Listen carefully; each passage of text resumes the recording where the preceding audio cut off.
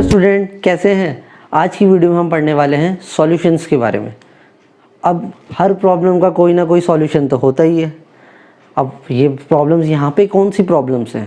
यहाँ पे वो प्रॉब्लम्स हैं जो हम अपनी रिसर्च लैब्स में या स्कूल्स की लैब, कॉलेज की लैब्स में डिफरेंट सॉल्यूशंस बनाने में हमें चाहिए होती है कि इसकी कितनी मोलैरिटी है, इसका कितना एम निकालें, ये निकालें, बहुत सारी। तो हम बहुत कभी कभी कन्फ्यूज़न हो जाते हैं, करने के बाद भी हमें कॉन्फिडेंस नहीं होती कि यही कैलकुलेशन होगी। तो इन छोटी मोटी चीज़ों को आज मैं आपको बेसिक से पढ़ाऊँगा और इजी वे में एक्सप्लेन करूँगा ताकि आपको अच्छे से समझ आ जाए। ठीक है, तो हम शुरुआत करते हैं। पहली चीज़ है दैट इज़ अ सॉल्यूशन। अब मैंने टर्म है सॉल्यूशन। सॉल्यूशन क्या है? सॉल्यूशन से आप क्या समझते हैं? सॉल्यूशन की मैंने डेफिनेशन लिखी है, a homogeneous mixture of two और मोर सब्सटेंस। एक ऐसा मिक्सचर जहाँ पे दो और मोर से ज़्यादा सब्सटेंसेस हैं। अब यहाँ पे एक वर्ड आई होमोजीनियस। क्या वर्ड आई? होमोजीनियस। होमो का मतलब होता है सेम और जीनियस का मतलब एक तरीके से मिक्सचर। तो होमोजीनियस का मतलब यहाँ पे ये हुआ कि ऐसा मिक्सचर जहाँ कंपोजिशन और उसकी प्रॉपर्टीज़ यूनिफॉर्म हो थ्रू आउट। मतलब कि जैसे मैं यहाँ पे लिख दे रहा हूँ, पहले इसका मीनिंग क्या हुआ कि कंपोजिशन एंड प्रॉपर्टीज़ उसकी यूनिफॉर्म हो। ठीक है, कंपोजिशन एंड प्रॉपर्टीज़ क्या हो, उसकी यूनिफॉर्म हो।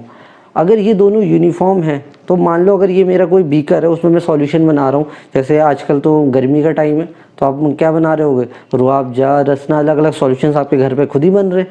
तो ऐसे ही अब अगर सिंपल बना रहे हो, नींबू पानी कुछ भी, तो उसमें क्या है, आपका जो सॉल्ट है, जो चीनी है, शुगर है आपकी, तो जो शुगर और पानी, तो शुगर क्या हो गया वहाँ पे, जब आपने शुगर को स्टार्टिंग में डाला तब तो आपको उसको क्रिस्टल्स दिख रहे थे, पर बाद में जब आपने उसको पूरा स्टिर करा तो आपको क्या मिला कि वो शुगर आपको कहीं देख ही नहीं पाओगे, पूरा वो घुल चुका होगा। तो मिक्सचर कैसा हो गया? होमोजीनियस। अगर आप स्पून से उस शुगर के, जो एक ग्लास में आपने शुगर और पानी का एक मिक्सचर बनाया है, तो आप अगर उसको ऊपर से थोड़ा सा पानी टेस्ट करोगे तो सेम वही टेस्ट आएगा, नीचे से लोगे तब भी वही टेस्ट आएगा। मतलब वो यूनिफॉर्म है। कहीं से भी उस पूरे कंटेनर में जो आपने मिक्सचर बनाया है, सॉल्यूशन बनाया है, उसका वो सेम है। तो कंपोजिशन और प्रॉपर्टीज़ उस मिक्सचर की सेम है। तो सॉल्यूशंस क्या होते हैं? एक ऐसे होमोजीनियस मिक्सचर जहाँ पे दो या दो से ज़्यादा आप सब्सटेंस को डाल सकते हैं। तो ये तो हमने समझा कि सॉल्यूशन होते क्या हैं। फिर जनरली आपको कुछ ऐसी टर्म्स मिलती हैं, सॉल्यूट एंड सॉल्वेंट। ये कहाँ से आई भाई साहब? देखो, सॉल्यू से ही दो वर्ड बन गए। एक आगे चल के नाम पड़ा सॉल्वेंट और एक का नाम पड़ गया सॉल्यूट। अब ये क्या चीज़ है भाई? तो जैसे मैं अभी आपको एग्जांपल बता रहा था कि शुगर और वाटर का, तो आप उसमें देखो जो शुगर है वो बहुत कम क्वांटिटी में डालते हैं, तो जो हम लेसर क्वांटिटी में डालते हैं तो वो क्या होती है? सॉल्यूट होती है। और जो ज़्यादा क्वांटिटी में जो उसमें वाटर प्रेजेंट है दैट इज़ अ सॉल्वेंट। तो मैं बोलूँगा कि सॉल्यूट्स हम उन्हें कहते हैं जो लेसर क्वांटिटी में प्रेजेंट होते हैं। कब? जब हम कोई सॉल्यूशन बना रहे होते हैं। ठीक है, और सॉल्वेंट क्या है? जो लार्जर क्वांटिटी में प्रेजेंट है। ये बात आपको समझ आ गई? अब हम आगे पढ़ते हैं। हमने सीखा सॉल्यूशन क्या होते हैं, सॉल्यूट, सॉल्वेंट क्या होते हैं, किससे मिक्सचर की बात कर ली। अब सवाल वो जो हमारा वो सॉल्यूशन बन चुका है, हम अपनी लैब्स में सॉल्यूशन बना रहे हैं, तो जो वो सॉल्यूशन बन चुका है, अब उस सॉल्यूशन की कंसंट्रेशन को पता करना, उसका molarity, normality, formality, mass percentage, ये परसेंटेज चलाना, कितनी चीज़ें हैं। तो वो अब क्या, आपके सॉल्यूशन बनने के बाद ही वो सब चीज़ें आप निकाल पाओगे। तो अब पहली हम चीज़ें सीखने वाले हैं, जो मैंने हेडिंग लिखी है, मेथड्स फॉर एक्सप्रेसिंग। वो मेथड जो हमें बताते हैं कंसंट्रेशन हमारे सॉल्यूशन की जो हमारा तैयार हो चुका है। सही है, वो तरीके, वो मेथड जो हमें बताते हैं कंसंट्रेशन किसकी? सॉल्यूशन की, जो हमारा प्रिपेयर हो चुका है। अब यहाँ पे एक टर्म आई है कंसंट्रेशन। क्लास में कहते हैं टीचर बेटा कंसंट्रेट करो क्लास पे। कंसंट्रेट का मतलब कुछ वैसा ही है कि जितना आपने सॉल्यूट डाला है, amount of solute present in definite amount of solvent. जो आपका सॉल्यूट है वो definite amount of the solvent means, ये किसकी डेफिनेशन है? कंसंट्रेशन क्या होता है? कंसंट्रेशन है कि जो आपने सॉल्यूट डाला है उसको आपने मेज़र करना होगा, और उसके बाद आपने डेफिनेट सॉल्वेंट किया, आपने 100 ml 50 ml, आपको ये चीज़ें पता होनी चाहिए कि सॉल्यूट और सॉल्वेंट कितना यूज़ किया है आपने अपने सॉल्यूशन को बनाने के लिए। उसी के बाद आप इसकी डिफरेंट कंसंट्रेशन को अलग अलग तरीके से निकाल सकते हो। इतनी बात आपको समझ आई। तो हम पहली चीज़, अब इसमें मैंने दो चीज़ में इसको कैटेगराइज कर दिया। ये पूरी वो टर्म्स है जो पूरी केमिस्ट्री में, ये आपने 11th में भी एक चैप्टर पढ़ा होगा सम बेसिक कॉन्सेप्ट, वहाँ पे भी आपने मोल कॉन्सेप्ट में पढ़ी होगी, मोलैरिटी, नॉर्मेलिटीज़, और आगे भी कॉम्पिटिटिव में भी क्वेश्चंस आते हैं, लैब्स में भी, हर जगह ये इसका बहुत जगह इंपॉर्टेंट है। तो आपको मैं इसको एक एक करके आपको इसके बारे में कोई डेफिनेशन रटवाऊंगा नहीं, कैसे बनी, क्या उसकी डेफिनेशन, क्या उसकी फॉर्मूलेस है, उनको न्यूमेरिकल के साथ या उनकी स्टेटमेंट के साथ आपको बताऊंगा कि किस तरह से क्वेश्चंस आपको मिलते हैं। तो अब इसको डिटेल में सीखेंगे। तो पहली मैं बात कर रहा हूँ, इसको मैंने दो चीज़ में कैटेगराइज किया है कि टेम्परेचर डिपेंडेंट है कि टेम्परेचर इंडिपेंडेंट। अब भैया आपने इसको इसमें डिवाइड क्यों किया? थी तो ये 8 होती, मैं चाहता एक करके बताता, पर मैंने इसको इसलिए डिवाइड किया कि क्वेश्चन ऐसा भी आया हुआ कि मोलैरिटी और मोलैलिटी में कौन टेम्परेचर डिपेंडेंट है, तो इसीलिए मैंने सारी टर्म्स को कैटेगराइज कर दिया है। तो पहली बात तो ये समझ आनी है, टेम्परेचर डिपेंडेंट। अब हम कैसे पहचानें, इतनों को कैसे याद करें जो टेम्परेचर डिपेंडेंट है? इसकी सिंपल सी ट्रिक है। देखो, जितनी भी चीज़ों के यूनिट में वॉल्यूम आता है, जिनके डिनोमिनेटर में वॉल्यूम आता है, वो सब टेम्परेचर डिपेंडेंट होती है। ऐसा क्यों? ऐसा इसलिए होता है कि जब चेंज इन वॉल्यूम, सही है, चेंज इन वॉल्यूम कब? जब चेंज इन टेम्परेचर हो रहा हो, तो जब टेम्परेचर बदलता है तो वॉल्यूम भी बदलती है। ऐसा इसलिए होता है क्योंकि expansion, because of expansion and compression, वो जो वॉल्यूम है वो आपकी या तो एक्सपेंड हो जाती है या कंप्रेस हो जाती है, सही है। पर तो ये इसकी क्या पहचान है? टेम्परेचर डिपेंडेंट की सबसे बड़ी पहचान ये है कि उसमें जो वॉल्यूम की एक ना एक टर्म तो होनी चाहिए। बस हमारे जिस फॉर्मूले इसमें वॉल्यूम डिनोमिनेटर में आता है वो सारी टर्म्स टेम्परेचर डिपेंडेंट होती है। और वॉल्यूम ही क्यों कहा? क्योंकि भैया वॉल्यूम जब चेंज होगा तो टेम्परेचर जब चेंज होता है तो वॉल्यूम चेंज होगा। और क्यों होता है? क्योंकि एक्सपेंशन और कंप्रेशन की वजह से। तो देखो, वॉल्यूम परसेंटेज, इसकी डिनोमिनेटर में भी वॉल्यूम आएगा। अभी मैं इसको डिटेल में बताऊंगा सारी चीज़ें। मास परसेंटेज इसमें भी आएगा, मोलैरिटी करोगे डिनोमिनेटर उसमें भी आएगा, नॉर्मेलिटी में भी आएगा और इसमें भी आएगा। पर टेम्परेचर इंडिपेंडेंट में कौन सी टर्म्स आएंगी? जिसमें वॉल्यूम नहीं होगा, जिसमें डिनोमिनेटर में वॉल्यूम नहीं होगा। उसके अलावा जनरली मास होता है, सही है, या और टर्म्स भी हो सकती हैं, ठीक है। तो ये मैंने कैटेगराइज किया। अब हम इसको डिटेल में पढ़ेंगे एक एक करके डिपेंडेंट के बारे में। अब मैं आपको डिटेल में बताऊंगा कि टेम्परेचर डिपेंडेंट में कौन सी टर्म्स आती हैं और वो टेम्परेचर डिपेंडेंट क्यों होती हैं। तो हमने जो जनरली टेम्परेचर डिपेंडेंट की क्या बात पढ़ी थी कि भैया वही चीज़ आएंगी जिनके डिनोमिनेटर में वॉल्यूम हो। तो आप देख सकते हैं इनकी सबके डिनोमिनेटर में क्या वॉल्यूम है। और एक मैं अभी फर्दर और पढ़ाऊँगा आपको पीपीएम वाला, उसमें भी वॉल्यूम होगी। अब मैं पहली कंसंट्रेशन जिससे निकालते हैं हम सॉल्यूशन जो हमारा बन गया, अब हमें उसे कंसंट्रेशन पता करनी है। तो पहली चीज़ है वॉल्यूम परसेंटेज।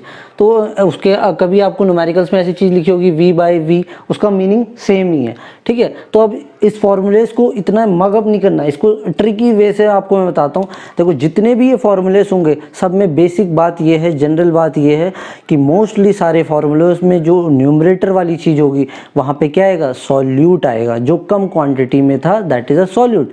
और डिनोमिनेटर में वो चीज़ आएगी सॉल्यूशन, जो दो या उससे ज़्यादा कंपोनेंट से मिलके बना है। और हम ये बात कर अगर टेम्परेचर डिपेंडेंट्स की सारी टर्म्स हैं तो इसका मतलब सबके डिनोमिनेटर में वॉल्यूम टर्म भी होगी। तो आधा तो फार्मूला पूरा ही डिस्क्राइब हो गया। अब देखो, सिंपल सी बात है, पहली चीज़ पढ़ी हमने वॉल्यूम परसेंटेज, तो मतलब यहाँ सॉल्यूट आया ऊपर न्यूमरेटर में, डिनोमिनेटर में सॉल्यूशन आ गया, वॉल्यूम बात। तो फार्मूला क्या बना? Volume of solute, volume of solution into 100। हमने क्यों करा? क्योंकि परसेंटेज की बात कर रहा है। जैसे आपने स्कूल में आपने सुना हो क्या बोलते हैं 80%, 90%, मैक्सिमम 100% होता है ना। तो यहाँ पे परसेंटेज मीन्स 100। तो ये तो आपको समझ आ गया फॉर्मूला क्या होता है कि आप इसकी न्यूमेरिकल्स आएंगे तो आप इस पर कर लोगे। पर कभी ऐसी लैंग्वेज वाली भी इक्वेशंस आती हैं या स्टेटमेंट्स होती हैं तो आप उसके लिए मैं आपको एक इजी में बताता हूँ। देखो क्या लिखा है, जैसे इसमें 10% इथेनॉल सॉल्यूशन इन वाटर।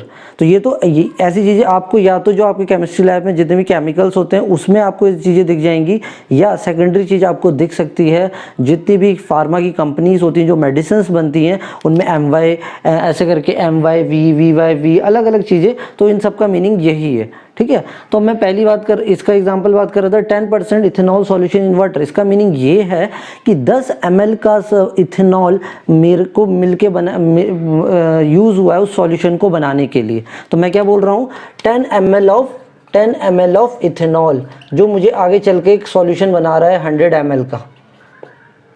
बात समझ आ गई आपको? 100 ml का सॉल्यूशन बन रहा है। ठीक हो गया। अब दूसरी आई हमारी concentration, that is a mass by volume percentage. देखो mass of the solid, by का मतलब डिवाइड, वॉल्यूम नीचे आ गई, टोटल वॉल्यूम सॉल्यूशन। और मैंने पहली चीज़ भी बताई थी स्टार्टिंग से कि सॉलिड ऊपर सॉल्यूशन नीचे, परसेंटेज बोला इनटू 100 कर दिया, बन गया फॉर्मूला, कुछ याद करने की जरूरत ही नहीं रही। सॉलिड ऊपर सॉल्यूशन नीचे, परसेंटेज इनटू 100 और सिंपल फॉर्मूला आपके सामने। ठीक है, अब अगली चीज़ कह रहा है कि अगर ऐसी आपको एक लैंग्वेज मिल गई, अ शुगर सॉल्यूशन ऑफ 10% या NaCl crystals of solution of 10%, तो इसका मतलब क्या है, सॉल्यूशन को बनाने के लिए तो कितनी 10, इसका मतलब ये हुआ कि जैसे M/V ये है ना, तो M यहाँ पे कितना हो गया, 10 ग्राम हो गया। कितने ml में बना रहे हो, 100 ml में बना रहे हो, तब जब आपको क्या मिलेगा, 10% ऑफ शुगर सॉल्यूशंस। ये लैंग्वेज स्टेटमेंट्स को आपको सही से समझना हो, ये बहुत कंफ्यूजिंग करती हैं, इसलिए मैं आपको डिटेल में एक एक चीज़ करके बता रहा हूँ। अगर तब भी कंफ्यूजन है आप कमेंट सेक्शन में लिख सकते हैं। अब मैं तीसरी बात करता हूँ, मोलैरिटी। सही है, ये बहुत इंपॉर्टेंट है, इससे तो न्यूमेरिकल्स आते ही आते हैं, चाहे कॉम्पिटिटिव की बात करूँ, स्कूल्स की बात करूँ। तो मोलैरिटी की सबसे बड़ी बात पहले तो ये याद रखनी कि उसका जो सिंबल है भैया M से, कैपिटल M से रिप्रेजेंट होता है। उसका फॉर्मूला क्या है, number of mole of solid upon volume of solution. फिर जो वही बात आ गई, सॉल्यूट, सॉल्यूशन, वॉल्यूम, ये सारी टर्म्स आप देख रहे हो, बार बार वही टर्म्स आ रही हैं, बार बार वही terms, solute solution, solute solution, volume volume, समझ रहे हो? तो ये कॉमन चीज़ है, बस एक बार आपको अगर इसकी बेसिक समझ आ गई तो सारे फॉर्मूले आपके टिप्स में हो जाएंगे। ठीक है, तो अब मैं बात कर रहा था मोलैरिटी का। मोलैरिटी का फॉर्मूला होता है number of moles of solid upon volume of solution in litre. मैंने कोई फॉर्मूला याद नहीं करा, मैंने इसी यहाँ पे करा है और इसी से आपको बता रहा हूँ, आपके लिए बहुत ईजी होगा, हमेशा याद रखेंगे आप। तो अभी देखो मोल्स कैसे निकालते हैं, जैसे हमने डेंसिटी वाली वीडियो मैंने आपको बताए थे, मोल्स की ट्रिक कैसे आप अलग अलग जो यूनिटरी मेथड ना करके एक सिंपल फॉर्मूले से ईजिली मोल्स को निकाल सकते हैं। वैसे एक मैंने मोल का फॉर्मूला क्या लिखा है, given mass upon molar mass. जो आपका मोल है वहाँ पे आपने लिख दिया given mass upon molar mass. अब देखो मैं आपको इसका न्यूमेरिकल करके दिखाता हूँ तो आपको और चीज़ क्लियर हो जाएगी। मैंने एक न्यूमेरिकल लिया, 40 gram of NaOH dissolve in 250 ml। तो देखो हमें इसकी क्या निकालनी है, मोलैरिटी निकालनी है, मोलैरिटी निकालनी है।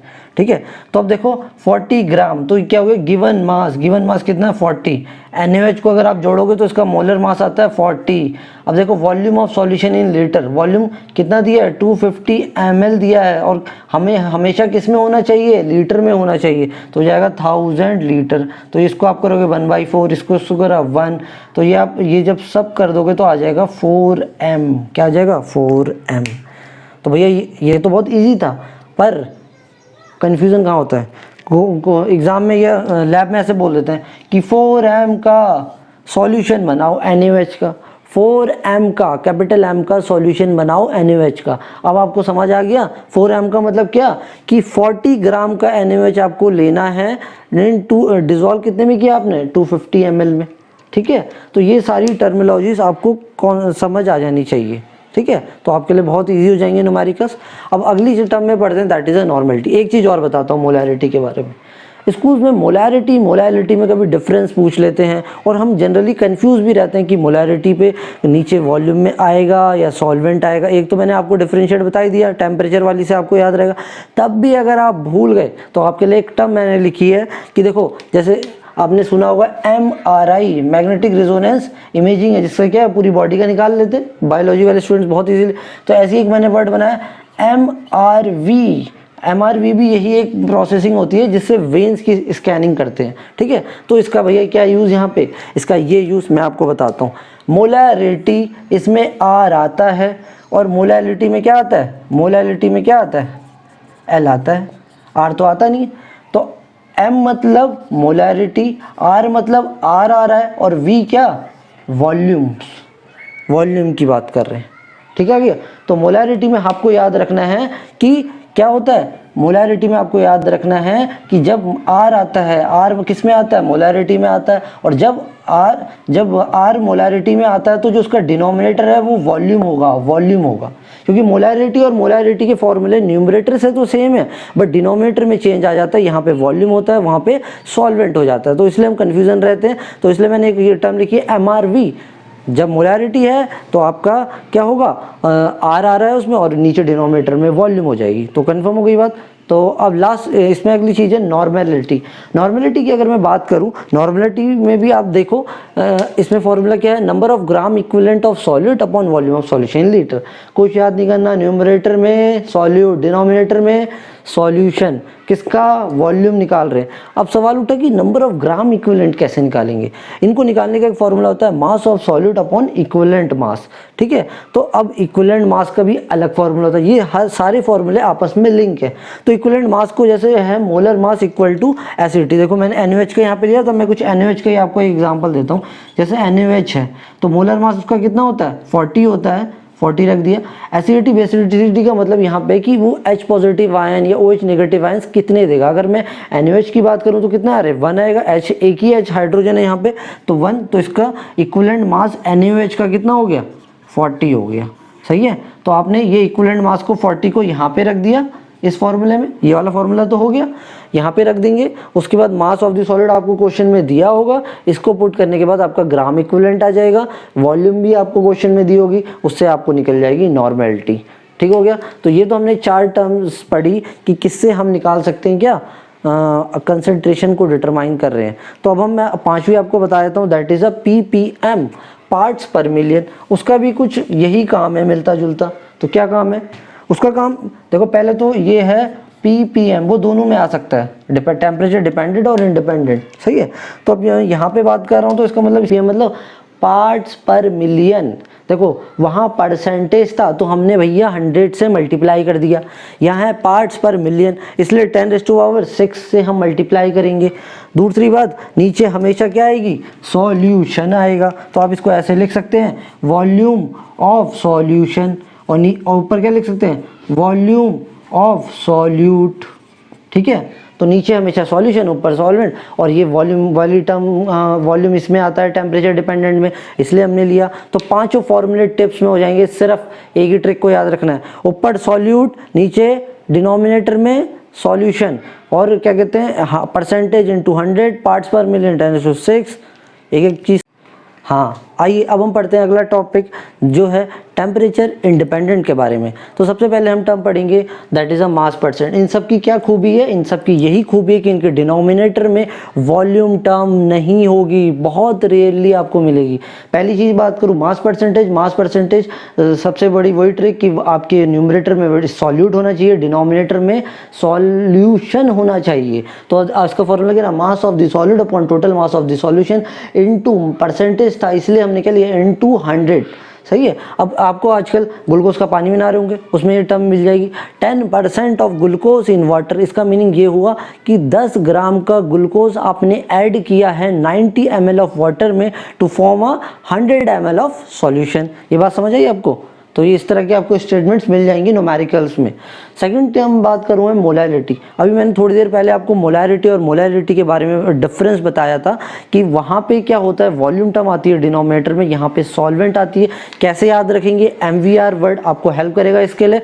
इसकी सबसे पहली बात की स्मॉल m से रिप्रेजेंट होता है। दूसरी बात की इसमें फॉर्मूला वही नंबर ऑफ मोल सॉलिड वहाँ पे भी थे, अपॉन बस यहाँ पे चेंज आ गया mass of solvent in kg। तो आपको कभी ऐसे मिल जाएगा कहीं पे 1 m of small m of KCl। इसका मीनिंग ये हुआ कि 1 मोल का KCl आपने ऐड किया है, 1 mole of KCl is added in किसमें, कितना kg कह रहा है, kg की बात कर रहा है ना। तो आप kg की बात करें तो 1 kg of solvent, in 1 kg of solvent. Mole का KCl आपने ऐड किया या डिजोल्व है किसमें, 1 kg ऑफ सॉल्वेंट। सॉल्वेंट यहाँ पे क्या हो सकता है, वाटर। सही है, आपको बात समझ आ गई। अब थर्ड चीज पे हम चलते हैं, that is a mole fraction. Mole fraction क्या है कि फ्रैक्शन तो आपको पता ही 1/2 ऐसी चीज़ें, और मोल्स हमने अभी थोड़ी देर पहले कि कैसे निकालते हैं, given mass upon molar mass, और भी सारी चीज़ें। तो इसका फॉर्मूला बेसिकली क्या है, टोटल नंबर ऑफ मोल्स। पहला तो है नंबर ऑफ मोल्स कितने कंपोनेंट के, और टोटल नंबर ऑफ मोल्स। इसको मैं आपको एक चीज़ बताता हूँ, जैसे आप मानो, आपके लिए इजी बताता हूँ इसका। ये जो साइन होता है एक्स, इसको क्या बोलते हैं, जीटा। इससे आपको रिप्रेजेंट करते हैं, पहली बात तो। दूसरी बात, एक आप ले लो, एक आपका सॉल्यूशन है, वो 2 कंपोनेंट से मिलकर बन रहा है, ए और बी। सही है। अगर मुझे क्वेश्चन में बोला कि कंपोनेंट ए जो भी है, जैसे इसका नाम कार्बन टेट्राक्लोराइड बोल दिया या बेंजीन बोल दिया, सही है, जो भी आपको बोल रहा है CCl4 और या बेंजीन, ये कुछ भी बोल दिया, कुछ भी ऐसे आपको कहा कि 2 कंपोनेंट से मिलके आपका क्या बना है, एक आपका सॉल्यूशन बना है। सही है। एक वाटर ले लिया, जैसे हम इससे पहले क्या ले रहे थे, वाटर और सॉल्ट का ले रहे थे। तो अब जिस चीज़ का पूछ रहा है वो मोल फ्रैक्शन, आपके सॉल्यूट का पूछ रहा है, या ए का पूछ रहा है या बी का पूछ रहा है। ए मतलब यहाँ पे क्या हो गया, सॉल्ट ले लिया, और बी क्या हो गया, वाटर हो गया। तो अगर ए का पूछ रहा है तो मैं क्या करूँगा, XA equal to number of moles of A upon number of moles Na के प्लस NB के, मतलब टोटल कह रहा है ना, नीचे डिनोमिनेटर टोटल आ जाएगा। पर अगर क्वेश्चन में पूछा XB के बताइए, ये जो B आपने सॉल्वेंट लिया है, वाटर जो भी लिया है, तो क्या हो गया, number of moles of B और अपॉन क्या, Na प्लस NB। सही है। तो न्यूमेरिकल्स में क्या होता है कि एक न्यूमरेटर में डिनोमिनेटर में सॉल्यूशन, फार्मूला कंप्लीट। तो इसी के साथ हमारे टेम्परेचर इंडिपेंडेंस की टर्म्स भी कंप्लीट हो गई। अब कुछ आपको टेम्परेचर, मैंने क्या कैटेगराइज किया, टेम्परेचर डिपेंडेंट, टेम्परेचर इंडिपेंडेंट। तो ये तो जब अपने में थे जब टेम्परेचर डिपेंडेंट भाई साहब में अपने फॉर्मूले थे, तो सबके नीचे वॉल्यूम आया। टेम्परेचर इंडिपेंडेंट में जो अपने फॉर्मूले थे, अपना उसका घर थे, अपने घर के मेंबर्स से, उसके नीचे उसका जनरली क्या आया, सॉल्वेंट या वॉल्यूम टर्म तो आई नहीं। पर अगर इन दोनों परिवारों को जोड़ना है तो आपको कुछ 2 अलग अलग फॉर्मूलेस बनते हैं। तो इनको लिंक करने के लिए कुछ फॉर्मूलेस होते हैं। सही, मैंने जो जनरली यूज होते हैं उनके लिखा है। जैसे लिखा है एक N, मतलब यहाँ पे नॉर्मेलिटी इनटू इक्विवेलेंट मास किसका, सॉल्यूट का, equal to molarity into molar mass. एक ही क्वेश्चन में मोलैरिटी भी पूछ दी, नॉर्मेलिटी भी पूछ ली, आप अलग अलग करने में लगे हो तो वो आपके लिए क्या होगा, टाइम कंज्यूमिंग होगा और कंफ्यूजिंग भी होगा। इसलिए ये फॉर्मूलेस अगर आप एक चीज़ भी निकाल लेंगे तो दूसरे में आप इसमें फॉर्मूला पुट करके दूसरी आप इजीली निकाल सकते हैं। एक फॉर्मूला और है मोलैरिटी। ऐसे डेंसिटी का न्यूमेरिकल्स आपको बहुत मिलेंगे, तो उसमें ऐसा होता है कि मोलैरिटी आपको दी होगी और ये डेंसिटी दी होती है और मोलैरिटी पूछता है। सही है। तो आपको क्या करना है, यहाँ पे मैं आपको लिख देता हूँ, ये कैपिटल एम यहाँ पे क्या रिप्रेजेंट कर रहा है, मोलैरिटी को रिप्रेजेंट कर रहा है। सही है। तो P इंटू डी, मतलब P क्या हो गया यहाँ पे, ये तो मोलैरिटी, फिर डेंसिटी हो गई, फिर 10 से हम कर रहे हैं, और molar mass of the solute. और लास्ट के ये 2 फॉर्मूले जो हैं ये डाइल्यूशंस के फॉर्मूले जो हम जनरली लैब्स में यूज़ करते हैं कि भैया M1V1 इक्वल टू M2V2 जब डाइल्यूट करते हैं अपने सॉल्यूशंस को, कि पहले क्या था, फिर बाद में मैंने जब 10 ml ऐड किया तो फिर क्या बना। सही है। ऐसी नॉर्मेलिटी के केस में भी होता है N1V1 इक्वल टू N2V2। ये टाइट्रेशंस की जितनी एक्सपेरिमेंट्स होती हैं वहाँ पे इन फॉर्मूलेस का जनरली हम यूज़ करते हैं।